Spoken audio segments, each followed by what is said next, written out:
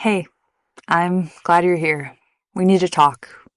And honestly, this isn't easy, but I've got to get it out there. Moana 2 was not good. I'm Hope Acosta. Welcome to Even Otter Podcast.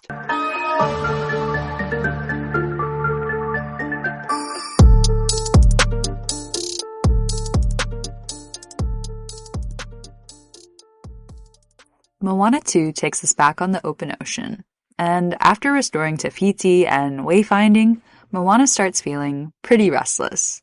But a vision from her ancestor reveals that the ocean's peoples were separated by the storm god Nalo, who sunk the legendary island of Montefetu.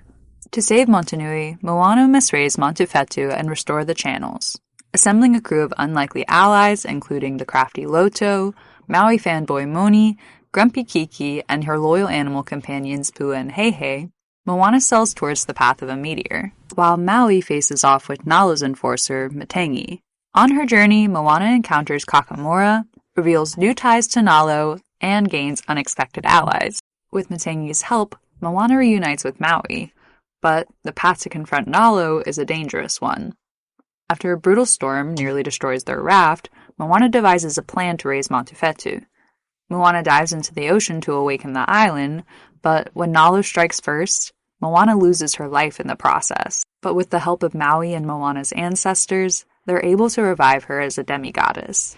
Together they raise Montefetu and reunite the ocean's peoples.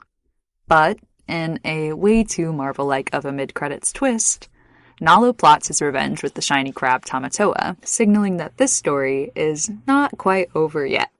I've never felt less excited to talk about a movie. Considering the monumental success of the first Moana, the love and devotion fans have shown for nearly a decade, and, the continued investment in her story with a sequel and a live-action adaptation, all within a 2 to 3 year span, that it's baffling to me that Disney managed to produce such a generic, lackluster follow-up. Auli'i Cravalho returns to the titular role of Moana in Moana 2. I think back to when the sequel was first announced, when neither Cravalho or Dwayne "The Rock" Johnson had confirmed their involvement. What a mistake that could have been, because they're two of the only things this movie has going for it. Cravalho, as always, delivers with her incredible singing voice, great comedic timing, and genuinely impressive voice acting skills. Every scene with her feels authentic. There's never a moment where she sounds disconnected, or like she's just performing in a booth. Except for the songs, that is. But we'll get to that. As for Dwayne "The Rock" Johnson, his portrayal of Maui is nothing short of iconic. He has a fantastic voice and fits the role perfectly. Maui has a much less serious feel this time around. He's more like a long-distance best friend who's finally joined in on the shenanigans. But honestly, I don't have much to critique about their performances because, really, what were they even working with? A notable loss in the sequel was Christopher Jackson as Chief Tua. While Tamara Morrison voiced the role in the first film, Jackson's robust and powerful singing voice gave the character a lasting impact. Without that quality, Chief Tua feels far less significant here. That said, I do want to acknowledge Morrison's commitment to multilingual singing for the multiple dub versions of Moana. It's rather impressive and deserves recognition.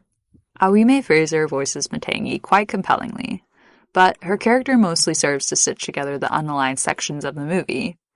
Her vocal performance is great, and Get Lost is probably my favorite song of the film, but it felt jarringly out of place in Moana. Alan Tudyk gives a standout performance as Heihei. He got the most laughs out of anyone during my viewing, and while I get it, I like to chuckle at the chicken too, it felt like more of a serious issue the 10th time around. Moving on, Moana is a visually stunning movie. The water looks like water, their skin looks like skin, and the landscapes are utterly gorgeous. But with the story being so lackluster, I expected the visuals to pull me in even more, and they just didn't. One element that super disappointed me was the super monster storm fight with Nalo at the end. When Nalo was first shown in the film, the lightning in the cloud formed an angry face. reminiscent of Taka, the lava monster from the first movie. It was such a cool detail that immediately piqued my interest for the final showdown. But when we got to the big monster storm, that face was nowhere to be seen. And the mid-credits scene really didn't make up for that letdown. Speaking of being let down, let's talk about the most awkward, bloated, and generic Disney script I've ever encountered. Everything about this screamed TV show. And to be fair, that's what it was supposed to be. But it's like there was no unified vision for this film. Or perhaps, as often happens with repurposed IP, studio executives saw an opportunity to make more money and tore a TV show project apart to turn it into a movie. And it shows. The pace of this movie is slow and drawn out. There are uninteresting characters tacked on who have the exact same bits of dialogue they just said, then repeated in song form. And as compelling as I found Matangi, she's, like I said earlier, a means to an end.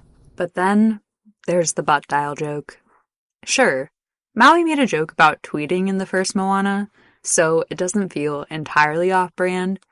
But in this film, they don't trust the audience to get the joke. So they have to over-explain it by adding that that'll be funny in 2,000 years. This is the fundamental difference between the first and second Moana film. The first was an intelligently written, culturally rich story that invited audiences to think about exploitation and sustainability. The second is a pandering mess that assumes we need every joke spoon-fed just in case we didn't get it the first time. While the script had me cringing at its awkward, over-explained humor, it's not the only aspect that struggled to deliver. Let's talk about this music. I have no hesitation in saying that the music is the worst part of Moana 2.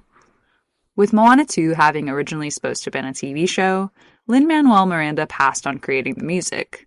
And instead of getting anyone that is nearly as renowned as him, Disney picked the girls responsible for creating the unofficial Bridgerton musical that were literally sued by Netflix for copyright infringement.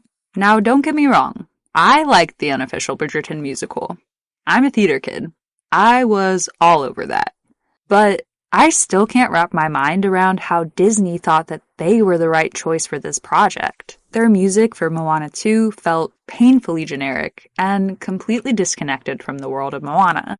Moana's song Beyond has a very similar vibe to Into the Unknown from Frozen 2 and Speechless from the 2019 Aladdin. And even my favorite song in the film, Get Lost, felt more suited to other projects like Princess and the Frog or Hercules. It just didn't feel like Moana.